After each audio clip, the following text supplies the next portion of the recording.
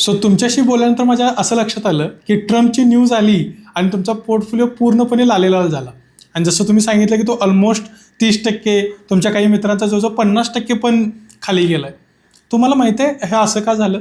कारण तुमची stock selection criteria चुकतो आहे. न्यूजमध्ये आला आणि जसं तुम्ही मेन्शन केलं की टाटा मोटर्स आहे, वेदांता आहे, हे सगळे स्टॉक्स तुम्ही ज्या प्राईस रेंजला बाय केलेत ना, हे सगळे ऑल टाईम हायला आहेत. कारण हे त्यावेळेस न्यूजमध्ये आले होते. आणि हीच नेमकी बिग प्लेयर्सची स्ट्रॅटेजी असते. ज्यावेळी त्यांना स्टॉक्स सेल आउट करायचे असतात त्यावेळेस ते ऑल टाईम हायला प्रॉपर न्यूज बेस काम करतात आणि तुम्हाला स्टॉक विकून मोकळे होतात. आणि आत्ता तो खाली पडलाय. खरं तर ही ॲक्च्युअल वेळ आहे जिथे स्टॉक बाय करायचे आहेत. कारण मार्केट खाली आहे, भारी भारी स्टॉक्स अगदी लेमन प्राईजला मिळतात. म्हणजे असं म्हणू शकतो की सेल पे लगावा आहे सब कुछ, पण आपण बाय करू शकत नाही कारण आपलं कॅपिटल अडकलेलं आहे. आणि इतका पोर्टफोलिओ लाल बघितल्यानंतर आपलं धाडसही होत नाही की आता मी खरंच बाय करू का.